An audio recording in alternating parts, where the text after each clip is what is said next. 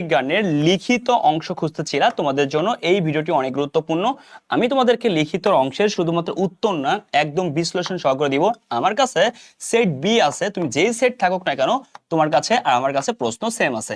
তোমাকে আমি একদম এ টু জেড দেখাবো। তুমি এই সাজেশনটি, এই প্রশ্ন ব্যাংকটি সমাধানের পরে তুমি একটি সাজেশন তৈরি করতে পারবে এবং কোশ্চেনগুলোকে তোমাকে সুন্দর করে অ্যানালাইসিস করে দিয়ে দিব যাতে তোমার পরবর্তীতে কাজে লাগে। ঠিক আছে, দেখো ভাইয়া, রিটেন কোশ্চেনের প্রথম যে কোশ্চেনটি এসেছিল, কোনটি নীতি বা ধারণা অনুসরণ সম্পত্তি অবসায়ন মূল্যে দেখানো হয় না। তার মানে অবসায়ন মূল্যটাকে আগে জানতে হবে।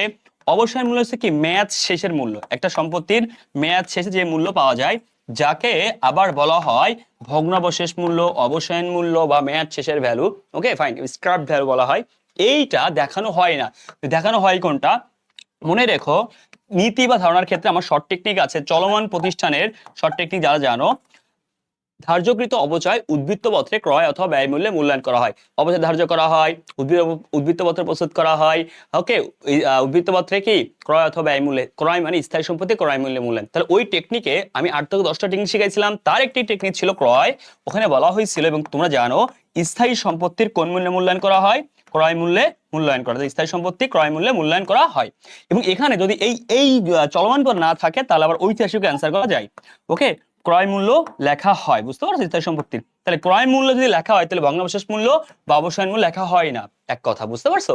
তাহলে স্থায়ী সম্পত্তির ক্রয় মূল্য লিপিবদ্ধ করা হয়। কোন মূল্য লিপিবদ্ধ করা হয় না? ভগ্নাবশেষ মূল্য বা কি অবসায়ন মূল্য বা মেয়াদ শেষের মূল্য বা স্ক্র্যাপ ভ্যালু, এটা লেখা হয় না। বুঝতে পারছো কথাটা? ওকে ফাইন, তাহলে উত্তর কি হবে? এক কথাটা আমি লিখবা, চলমান প্রতিষ্ঠানের ধারণা অনুযায়ী। শেষ, ক্লিয়ার? তাহলে চলমান প্রতিষ্ঠান ধারণা অনুযায়ী এই অবসায়ন মূল্য লেখা হয় না। যদি বলতো এখানে লেখা হয়, ওকে ফাইন, কি লেখা হয়? ক্রয় মূল্য লেখা হয়, তাও তুমি চলমান প্রতিষ্ঠান বা ঐতিহাসিক অ্যান্সার দিলে হবে। বুঝতে পারছো? আসো ভাইয়া, বিক্রয় ফেরত কোন ধরনের হিসাব? মানে বিক্রয় ফেরত আছে, সহজ কথা অ্যান্সার আছে বিপরীত আয়, বলতে বিপরীত অর্থাৎ আয়, প্রথম কথা। দ্বিতীয় কথা, কেন বিপরীত আয় শিখো। বিক্রয় ফেরত কি? বিক্রয়কে কমিয়ে দেয়। তাহলে যেই জিনিসটা বিক্রয়কে কমায় দেয়, বিক্রয় একটি আয় হিসাব, তাহলে বিক্রয় একটা আয়, তাহলে বিক্রয় ফেরত গোটাটা কি? আয়কে কমায় দেয়, তার মানে বিক্রয় ফেরত বিপরীত আয়। বুঝতে পারছো? আর বিক্রয় ফেরতের ফলে ওই মাইনাস হয়। তাহলে ক্রয় ফেরত কি? ক্রয় ফেরত একটি বিপরীত কি? ব্যয়। Okay fine. তাই এবার দেখো, তোমাকে জানতে হবে ক্রয় ফেরত নয় শুধু, ক্রয় বারটা বিপরীত ব্যয়। কারণ কি? ক্রয় থেকে মাইনাস করা হয়। বিক্রয় বারটা কি? বিক্রয় বিপরীত ব্যয়, সরি বিপরীত আয়। কারণ কি? বিক্রয় থেকে মাইনাস করা হয়। তাই এটা আসছে বিপরীত সম্পদ, বিপরীত দায়, ওকে, বিপরীত হিসাব থেকে। তো বিপরীত হিসাব কয় প্রকার? বিপরীত সম্পদ, বিপরীত দায়, বিপরীত আয়, বিপরীত ব্যয়, বিপরীত মালিকানা সত্ত্ব। ক্লিয়ার? আর বিপরীত সম্পদ কোন যে প্রকাশ করে? বিপরীত সম্পদ এ মাইনাস হয়। বিপরীত আয়, বিপরীত আয়ের ফলে কি হবে? ওই মাইনাস। বিপরীত ব্যয়ের ফলে কি হবে? ওই প্লাস। কারণ কি? ব্যয়ের ফলে ওই মাইনাস, বিপরীত ব্যয় কি করে? ওই প্লাস। বুঝতে পারছো? বুঝতে পারছো? বিপরীত ব্যয় কি করে? ওই প্লাস করে। এই শিখছো? Okay fine. আরে বিপরীত ব্যয়, বিপরীত ব্যয়। ক্রয় বারটা, ক্রয় বারটা কি করে? ক্রয় বারটা ক্রয়কে কমায় দেয় না? বুঝতে পারছি? তাহলে ক্রয়কে কমায়, তাহলে ব্যয়কে কমায় দেয়। Okay fine. তাহলে এই জন্য এটা বিপরীত কি? ব্যয়। হ্যাঁ, ওই প্লাসই হয়। কিভাবে? পরোক্ষভাবে হয়। কেমনে হয় একটু দেখাই দিই তোমাকে, এটা অনেকে জানে না।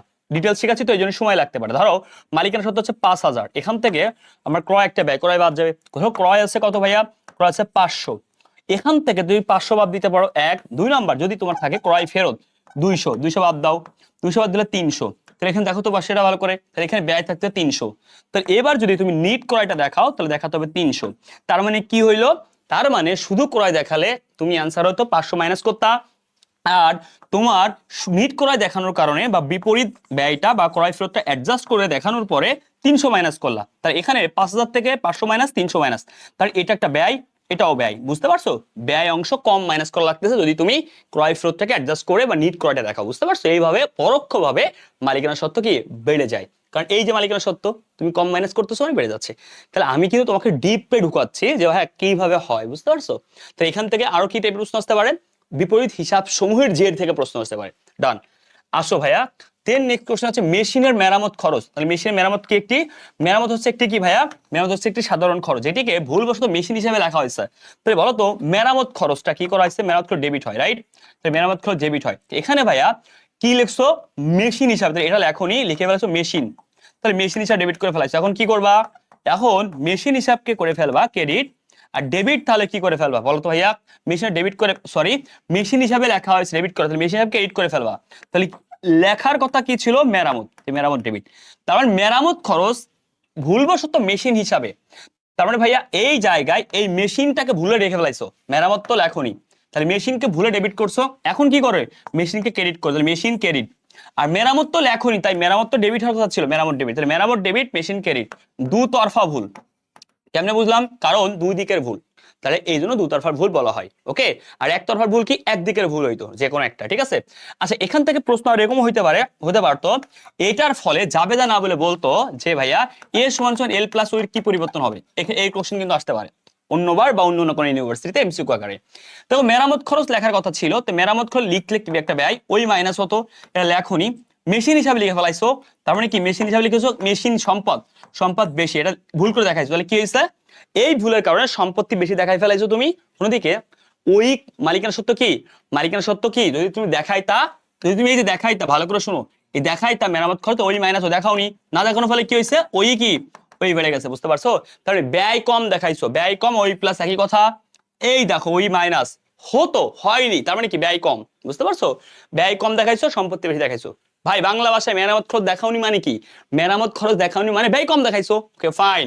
অন্যদিকে মেশিন হিসাব ডেবিট করছো মানে কি সম্পত্তি বেশি দেখাই ফেলাইছো, শেষ। কার কারণে, এই ভুলের কারণে। আসো দেখো ভাইয়া এখানে ম্যাথ, তার মানে ঢাকা বিশ্ববিদ্যালয়ের এই রিটেনে তোমার ম্যাথ এসেছে 9টি এবং থিওরি এসেছে 3টি, খুব সুন্দর ভুল না বলি আমি, সরি সরি সরি সরি 8টির মধ্যে 6টি এসেছে মনে হয় তোমার, 6টি বা 3টি এসেছে তোমার হচ্ছে থিওরি, আর 5টি এসেছে ম্যাথ, খুবই গুরুত্বপূর্ণ কিন্তু।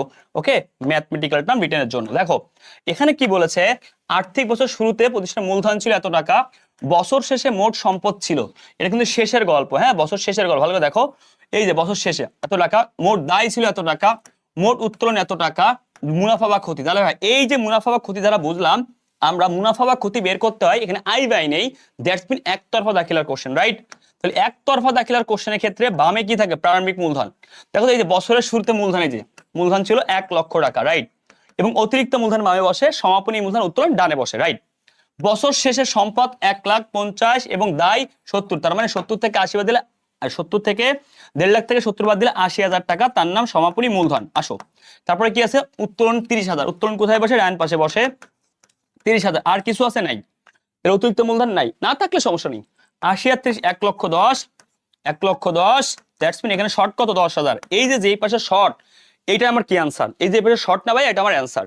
এখন শর্টটা কোন পাশে, অ্যাকচুয়ালি শর্টটা হচ্ছে হাতের বাম পাশে, মনে রাখবেন বাম পাশে শর্ট পড়াকে কি বোঝায়, নিট মুনাফা, আর কেন বাম পাশে শর্ট পড়া যে কথা, এই পাশে বেশি সে কথা, এই জায়গা শর্ট পড়লে হয় নিট ক্ষতি। ওকে ফাইন, এই কোশ্চেনটার অ্যান্সার আশা করি পেয়ে গেছেন, অ্যান্সার হচ্ছে তখন থেকে নিট মুনাফা। ওকে, আমার একতরফা নিয়ে 4 থেকে 5টা প্রকার টেকনিক আছে, একটা রেটিং এ 6 প্রকার ম্যাথ করা যায়, তুমি অ্যাকাউন্টিং বা ইউটিউব থেকে সকল ম্যাথের টেকনিক এই প্লে লিস্ট থেকে দেখতে পারো। আসো ভাইয়া নেক্সট কোশ্চেন হচ্ছে, এখান থেকে মোট বিক্রয় এত টাকা দেওয়া আছে, মজুদ আবর্তন দেওয়া আছে এতবার, ওকে, মোট লাভের হার অনুপাত এত, সমাপনী মজুদ পণ্য প্রায় মজুদ পণ্যের তুলনায়, ও মাশাআল্লাহ, যিনি এই স্যার কোশ্চেনটা করছেন তাকে স্যালুট। ওকে 100%, এই কোশ্চেনটা আমি আবার বলি, এই সেম কোশ্চেন আসতে পারে প্রারম্ভিক মজুদ, সমাপনী মজুদ, উত্তর থেকে আমি আমার ম্যাথ টেকনিকের অনুপাত বিশ্লেষণের অধ্যায়ে পড়াইছি, তুমি দেখতে পারো, আমি স্টুডেন্টকে বারবার বলছি, সাজেশনে বলছি, এখানে এরকম প্যাচের কোশ্চেন আসতে পারে, আসছে আলহামদুলিল্লাহ, এটা আমার প্রাপ্তি, কারণ কোশ্চেন প্যাচ হলে আমি যা দিব ইনশাআল্লাহ বাইরে আসবে না, আমি বারবার বলেছি। দেখো এখানে প্রথম কথা কি চাইছে, প্রারম্ভিক মজুদ, তাহলে প্রারম্ভিক মজুদ কই থাকে ভাইয়া, মজুদ থাকে, এই সূত্রটা কেমন, মজুদ আবর্তন বলা হয়েছে, এই দেখেন মজুদ আবর্তন 6 বার, তার মানে অ্যান্সার দেওয়া আছে 6 বার বা গুণ। ওকে ফাইন, কেমনে করে, বিকৃত পণ্যের উপরে থাকে নিচেই গড় মজুদ, বুঝতে পারছো, তাহলে বিকৃত পণ্যের ভাই আছে ভাই, দেখো তো খুব মন দিয়ে খেয়াল করো, এই দেখো বিকৃত পণ্যের গড় মজুদটাকে দেখো তো কত, এখানে বলেছে প্রারম্ভিক মজুদ, খুব মন দিয়ে বুঝতে হবে, মজুদ প্রারম্ভিক, সমাপনী মজুদ প্রারম্ভিক মজুদের তুলনায় 40,000, আচ্ছা তাহলে সমাপনী মজুদ প্রারম্ভিক মজুদের তুলনায় 4,000 টাকা বেশি।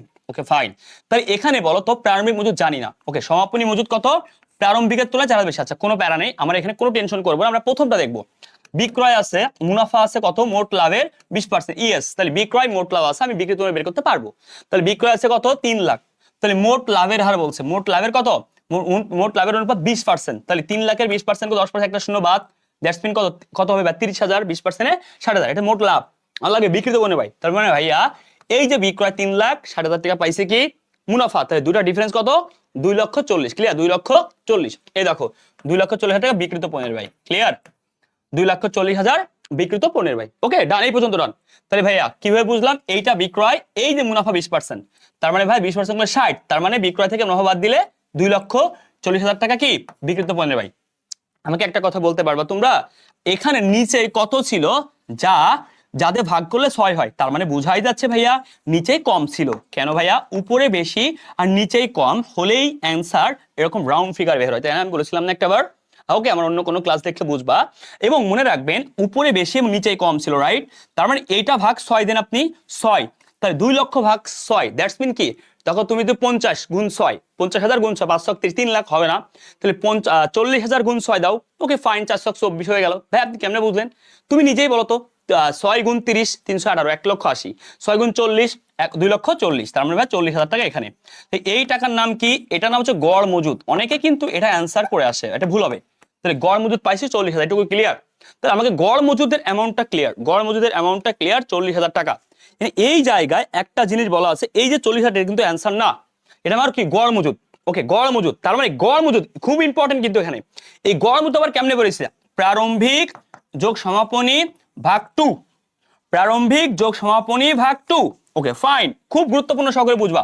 প্রারম্ভিক যোগ সমাপনী ভাগ 2, তার মানে এখানে তোমার অ্যান্সার যদি হয় 40,000, তাহলে এখানে কি হয়েছিল? উপরে কত ছিল যারে আমার 2 দিয়ে ভাগ করে 40,000 হয়, বুঝাই যাচ্ছে উপরে ছিল 80,000 ভাইয়া, তাই না ভাইয়া? উপরে গড় মজুদ টোটাল কত ছিল ভাইয়া? অ্যান্সার তো গড় মজুদে 40, কিন্তু উপরে কত ছিল যারে আমার গড় মজুদ কেমনে বেরোয়? প্রারম্ভিক যোগ সমাপনী ভাগ 2, তাহলে প্রারম্ভিক যোগ সমাপনী ভাগ 2 40, তার উপরে ছিল 80।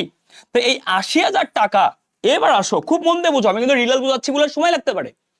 এই 80,000 টাকা এখানে কি বলছে, কোনটা কত? আসো দেখে বলা আছে সমাপনী মজুদ, খুব মন দিয়ে বুঝো প্লিজ প্লিজ।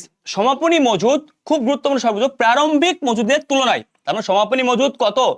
যেটা কিনা প্রারম্ভিক মজুদের তুলনায় আমার 4,000 টাকা বেশি। তার মানে দেখো সমাপনী মজুদটা প্রারম্ভিকের থেকে কত? 4,000 টাকা বেশি। ওকে ফাইন, তার মানে আমি যদি এখানে ধরি, খুব মন দিয়ে বুঝবা, তার সমাপনী মজুদ আই ডোন্ট নো, যেটা যা হবে এর তুলনায় প্রারম্ভিক মজুদের থেকে এর থেকে 4,000 বেশি। ওকে ফাইন, এবার আমাকে বলো, ধরো খুব গুরুত্বপূর্ণ সহকারে বুঝো, ধরো আমি ধরে নিলাম এখানে এই জায়গাটা আমার 80,000, 40,000 টাকা যদি হয় সমাপনী, 40,000 টাকা প্রারম্ভিক হতে পারে, রাইট? কিন্তু এখানে কি বলা আছে? এখানে বলা আছে সমাপনী মজুদ 4,000 টাকা বেশি প্রারম্ভিকের তুলনায়। আবার একটু পড়াটা করে প্লিজ, সমাপনী মজুদ প্রারম্ভিক মজুদ তুলনায় 4,000 টাকা বেশি, তার মানে সমাপনী মজুদ কি আছে? বেশি হবে। তাহলে এখানে ধরো তো দুটা সমান করলে হবে না, সমান করলে হবে না। আচ্ছা তাহলে আমি যদি বলি এখানে, এখানে তুমি 4,000 টাকা বাড়াও 44। ওকে, তোমার কথা মতো এখানে করা হচ্ছে কত? এখানে 40, তাহলে হচ্ছে না, তাও হবে না। কেন? 44 আর 40 84, হতে হবে 80, হতে হবে 80। তুমি কিন্তু এই ভুলটাই করে ফেলবা, হবে না। তাহলে কিভাবে করতে হবে? এই দেখো এখানে তোমাকে 2,000 টাকা বাড়াইতে হবে 42, তাই এখানে 2,000 টাকা কমাইতে হবে 38। দেখো তো 42 যোগ 38 কত হবে? খুব মন দিয়ে বুঝো, দুইটা যোগ করলে কত হবে? 38 হলে 80, মিলে গেছে। কিন্তু ডিফারেন্স কত? 38 আর 42, 4,000 ডিফারেন্স পাইছো। তার মানে তোমার যেহেতু এখানে কোনো একটা নির্দিষ্ট দেওয়া নেই, একটা কন্ডিশন আছে, দ্যাটস মিন কি এই যে 42, এই যে 38, ডিফারেন্স 4, তার মানে প্রারম্ভিক হচ্ছে 38, সমাপনী হচ্ছে 42। কথা ক্লিয়ার? প্রারম্ভিক 42, সরি প্রারম্ভিক 38, সমাপনী 42, আর দুটো যোগ করলে 80। তো এমন দুটি সংখ্যা আনুমানিক ধরতে হবে যেখানে কিনা প্রারম্ভিকের থেকে সমাপনী 4,000 বেশি আছে, এবং দুটো যোগ করলে আবার 80 হবে। আই রিপিট, এমন দুটি অ্যামাউন্ট এখানে ফ্র্যাকশন করে ধরতে হবে যেখানে প্রারম্ভিকের থেকে সমাপনী 4,000 বেশি আছে এবং দুটো যোগ করলে 80 হবে। আচ্ছা ওকে ফাইন, তাহলে প্রারম্ভিক কত পাইছে? 38। এই কোশ্চেনটা সুপার লেভেলের কোশ্চেন, যেই স্যার প্রশ্ন করছেন তাকে স্যালুট জানাই, থ্যাংক ইউ সো মাচ। আসেন দেখো এখানে কি আছে, বলেছে 31 ডিসেম্বর 2004 তারিখে, তার মানে 38,000 টাকা কিন্তু অ্যান্সার। 2004 সমাপনী বললে হতো 42 তারিখে যে আইজেএম এর র মিলে নিম্নলিখিত 12% ঋণ 40,000 টাকা, প্রদত্ত সুদ দেওয়া হয়েছে 38, বলেছে সুদ ব্যয় ডেবিট করা হয়েছে তা নির্ণয় কর। কত টাকা? আয় বিবরণী। তাহলে আয় বিবরণীতে কি করা হয়? সুদ দেখা যায়। ওকে ফাইন, প্যারা নাই। তাহলে 40,000, তাহলে 40,000 এর উপরে মূলত 12% সুদ দেওয়া হবে। তাহলে 12% করলে কত হবে? 10% একটা শূন্য বাদ, দ্যাটস মিন 4,000। তাহলে 2% কত? 400 আর 800, তার মানে 4,800 টাকা। ক্লিয়ার? 4800, 4 রং 4800, একই কথা ভাইয়া। আমার ক্যালকুলেশন এক্সেল ভিডিও দেখো, তোমার যে কোনো ক্যালকুলেশন কভার হয়ে যাবে। ওকে 4800 টোটাল মোট সুদ, কিন্তু এখানে সুদ দেওয়া হয়েছে প্রদত্ত, মানে দেওয়া হয়েছে অলরেডি ডান। 3800, দ্যাটস মিন 1000 টাকা বকেয়া আছে। ওকে, এখানে প্রশ্ন অনেক ভাবে আসতে হতো, বকেয়া কত, ইয়া কত, মোট কত। ওকে, কিন্তু এখানে আয় বিবরণী, আয় বিবরণীতে কি দেখাই আমরা, সুদ ব্যয় দেখাই, এর সাথে বকেয়া যোগ দেখাই, দ্যাটস মানে এখানে আমরা পুরোটাই সুদ দেখাই। ওকে, বকেয়া দেখাই, তাহলে সুদ ব্যয় আছে 3800, বকেয়া 1200, যেই লাভ সেই কত, তাহলে 4800 দেখাতে হবে। কত, 8 কেন ভাইয়া, মানে 4800 এর মধ্যে 1000 বকেয়া আছে, ডাজন্ট ম্যাটার, তোমাকে বকেয়া প্লাস কতটুকু পরিশোধ সবই দেখাইতে হবে, বুঝতে পারছো? তাহলে 4800 হচ্ছে অ্যান্সার। তুমি যদি এভাবে করো সুদ এত বকেয়া এত, তাও হবে। এভাবে কেন শিখাইলাম, কারণ পরীক্ষা হল নেক্সট টাইম চাইতে পারে বকেয়া কত, 1200, ডান। পরীক্ষা এ চাইতে পারে আয় বিবরণী না বলে উদ্বৃত্ত পত্রে কত যাবে, তাহলে উদ্বৃত্ত পত্রে যাবে কোনটুক, এই বকেয়া টুক যাবে। ক্লিয়ার? উদ্বৃত্ত পত্রের কোন পাশে যাবে, দায়ের পাশে যাবে নাকি সম্পত্তি পাশে যাবে? ভাই দেখো তো কোন ঋণ, ব্যাংক ঋণ তুমি নিছো, প্রদত্ত সুদ তার মানে ব্যয়, তাহলে ব্যয়ের বকেয়া আছে কি দায়। ওকে, ডান, দায়ের পাশে যেত। এখানে বলেছে ভাই দেখো, একটি মেশিন 1 জানুয়ারি 2023 সালের 1 লক্ষ টাকা কিনো, ক্রমহ্রাসমান পদ্ধতিতে ভাইয়া প্রতি বছর অবচয় হার 10%, অবচয় ধার্য করা 2024 সালে। আচ্ছা ফাইন, এখানে বলেছে 2000 কত সাল ভাইয়া, 23 সালে জানুয়ারি। তার মানে ভাই দেখো তো অবচয় ধরে কবে, ফার্স্ট হাফ কথা, বছর শেষে, শেষে বলাই আছে, তাহলে 23 সাল পুরো ইউজ হয়েছে, 2024 সাল কি পুরো ইউজ হয়েছে, বলে দিয়েছে শেষে, দ্যাটস মিন পুরো ইউজ হয়েছে, তাহলে 2 বছর। মেশিনের বুক ভ্যালু, বুক ভ্যালুর এক নাম কি, বুক ভ্যালু একটা বই মূল্য। ওকে, বই মূল্য। ক্লিয়ার? লাস্টে যেটা থাকে রিটেন মূল্য, আমি এগুলো অনেক স্টুডেন্টদেরকে অনেক বলি, এগুলো পড়তে হবে, ঠিক আছে ভাইয়া? বা বহি মূল্য বা রাইট ডাউন ভ্যালু, এই কোন মাসমানে একটা কি রাইট ডাউন ভ্যালু বলা যায়। ওকে, ওকে, রিটেন ভ্যালু বলা যায়, লিখিত মূল্য। ওকে, তো এখানে কিভাবে বের করতে হয়, এই যে ভগ্নাবশেষ মূল্য থাকলে বিবেচনা হয় না, আমরা জানি। 1 লক্ষ ক্রমহ্রাসমান পদ্ধতি 10,000, 10%, আরে মাথা নষ্ট, কোশ্চেন ইজি তো। 1 লাখের উপর 10% করে ফেলো। আমার যারা ক্রমহ্রাসমানে একটা অবচয় নির্ণয় করে শিখছো এবং অবচয়ের বিবরণী দেখছো, পারফেক্ট পারো। তুমি না পারলে এখন তো ইউটিউবে যাবা, অবচয়ের ম্যাথ দেখবা, ম্যাথে আমার আছে যে এরকম ম্যাথের শর্ট টেকনিক, অবচয়ের ওখানে পাবা। এরপর 10% করবা, 10% দিলে 10,000 টাকা, 10,000 বাদে 90,000, 90,000 10% করবা, বুঝাই যাচ্ছে যে ভাই 90 10% বাদ দিলে 9,000, 9,000 81,000 অ্যান্সার। কিভাবে, এই যে 90,000 দ্বিতীয় বছরে হবে, এরপর 10% করলেন কত, 9,000, 9,000 টাকা, এই 9,000 টাকা বাদ দিলে 81,000 টাকা অ্যান্সার। দ্বিতীয় বছরের বহিমূল্য, প্রথম বছরের বহিমূল্য, প্রথম বছরে অবচয়, দ্বিতীয় বছরে অবচয়। তার মানে এই কোশ্চেনটা একেবারেই ইজি, পানির মতো কোশ্চেন, দেখে ভয় পাওয়ার কিছু নেই, বুঝতে পারছো? তৃতীয় বছর বললে এই 81,000 টাকা আবার নিয়ে নিতাম, 10% করতাম, আবার বের করতাম। এই যে প্রসেসটা তোমাকে পারফেক্টলি শিখাইছি এবং এই কোশ্চেনগুলো আসার মতো তাও বলেছি। ওকে ভাইয়া, ডান। কোন রাশিফল একদম দ্বৈত রাশিফল আমরা সবাই জানি। সমস্ত বিন্দু, ঢাকা বিশ্ববিদ্যালয়ের ইতিহাসে লাস্ট 5 ইয়ার মানে এই প্রথম সমস্ত বিন্দু কোশ্চেন দিয়েছে।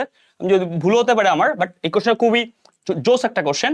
বার্ষিক এত টাকা স্থির খরচ, স্থায়ী খরচ, প্রতি ইউনিটের পরিবর্তনশীল খরচ এত টাকা, ফাইন, বিক্রয় মূল্য এত টাকা, বার্ষিক চাহিদা বিক্রয় এত টাকা। এই কোশ্চেনটা আমি আমার ঢাবি সাজেশন পড়াইছি, ডিউ সাজেশন বা ফাইনাল সাজেশন ক্লাস নিয়েছি, বা আমার ইউটিউবে এখন আছে, তুমি দেখো ওখানে পড়াইছি সমস্ত বিন্দু কেমন নির্ণয় করতে। আমি বারবার বলেছি সমস্ত বিন্দু টেকনিক কি, স্থায়ী ব্যয়, স্থায়ী ব্যয় বাই সিএম কন্ট্রিবিউশন মার্জিন। যদি টাকা বলে কন্ট্রিবিউশন অনুপাত, আর যদি বলে একক তাহলে কন্ট্রিবিউশন মার্জিনের একক।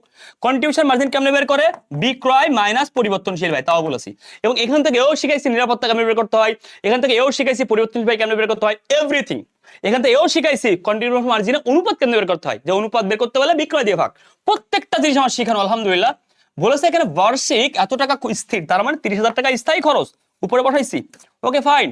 এবার বলেছে প্রতি ইউনিটের পরিবর্তনশীল খরচ 5 টাকা, তার মানে দেখো তো বিক্রয় আছে কত টাকা, 15 টাকা। ভালো করে দেখো একটু কাইন্ডলি, 15 টাকা বিক্রয়, 5 টাকা আছে কি তোমার পরিবর্তনশীল, তাহলে 15 থেকে 5 বা 10 টাকা কি কন্ট্রিবিউশন মার্জিন। কারণ বিক্রয় আছে 15, বিক্রয় থেকে পরিবর্তনশীল ব্যয় বাদ দিলে কন্ট্রিবিউশন মার্জিন পাওয়া যায় 10 টাকা। ক্লিয়ার? বুঝতে পারছো ভাইয়া? তার বিক্রয় থেকে পরিবর্তনশীল বাদ দিলে কি পাওয়া যায়, কন্ট্রিবিউশন মার্জিন পাওয়া যায়। তাহলে ভাই দেখো 10 দিয়ে ভাগ মানে কি লাস্টের সংখ্যা দশমিক। আহা, মাথা নষ্ট, 5% শিখাইছি কতবার, তাহলে লাস্টের সঙ্গে দশমিক বাদ, তাহলে 3,000, মাথা নষ্ট মামা, দেখছো 3,000 ইউনিট। ক্লিয়ার? ওকে, সমস্ত কথা হচ্ছে, ইউনিট চাইছে নাকি টাকা চাইছে, ও টাকা চাইছে। ওকে ফাইন, টাকা দিয়ে ভাগ করাইছে, এই যে ফাইন ফাইন ফাইন, দেখছো? এই যে যদি বলতো এখান থেকে কন্ট্রিবিউশন মার্জিন, বা সরি সমস্ত না বলে নিরাপত্তা কত, তাহলে বিক্রয় কত আছে, বিক্রয় 7,000, তাহলে ভাইয়া বিক্রয় 7,000 হলে সমস্যা 3, তাহলে নিরাপত্তা আছে 4,000, শেষ। বিক্রয় সমস্যার ডিফারেন্স হচ্ছে 4,000 টাকা নিরাপত্তা। এই যে রিটেনের কোশ্চেনটা খুবই সুপার লেভেলে কোশ্চেন করেছে, ওই কোশ্চেনটা আমার ভালো লাগছে, প্রাণীর মধ্যে একটা। তোমার কেমন লাগছে জানিও। আর তোমাকে এতটুকুই বলবো, অবশ্যই অবশ্যই আমাদের সাথে কানেক্ট থেকো, অ্যাকাউন্টিং লাভার্সের সাথে কানেক্ট থেকো। তোমাদের কমার্সের স্টুডেন্টদের জন্য অনেক অনেক অপরচুনিটি দেওয়া হচ্ছে, এবং তোমাদের যে কোনো ব্যাচে পরবর্তী যে কোনো ব্যাচ যে কোনো বই নিতে কোনো সমস্যা হলে আমাদের এই নাম্বারে তুমি কানেক্ট করতে পারো। তোমার যে কোনো হেল্পে আমরা পাশে আছি। দেখা হবে বিজয়ে ইনশাল্লাহ। তোমার যারা ছোট ভাই বোন আছে এসএসসি, তোমাদেরকে বলো তার এসএসসি ব্যাচ আছে, অ্যাডমিশন ব্যাচ আছে, আমাদের সাথে কানেক্ট করতে। কমার্স স্টুডেন্ট একটাই ভরসা হোক, অ্যাকাউন্টিং লাভার্স, জাহিদ ভাইয়ের সাথে তোমার পথ চলা শুরু। আসসালামু আলাইকুম। কেমন লাগলো ক্লাস জানিও। আর আমার কোশ্চেন বিশ্লেষণ, ব্যাখ্যা এবং হচ্ছে তোমার জন্য অনেক ইফেক্টিভ হবে। তুমি আমার কথাগুলো শুনো, বিশ্বাস করো, আমি তোমাকে যেভাবে ডেপথ অফ নলেজ আকারে পড়াই, এইটা তোমার যে কোনো ইউনিভার্সিটিতে তোমাকে ইফেক্ট পড়বে ইনশাল্লাহ। তোমার একদম পড়াশোনার ফাঁকিবাজি নয়, এই 25-26 সেশনের কোশ্চেন তার প্রমাণ। ইনশাল্লাহ তুমি ভালো কিছু করবে, এই দোয়া করি। আসসালামু আলাইকুম, আল্লাহ হাফেজ সবাইকে।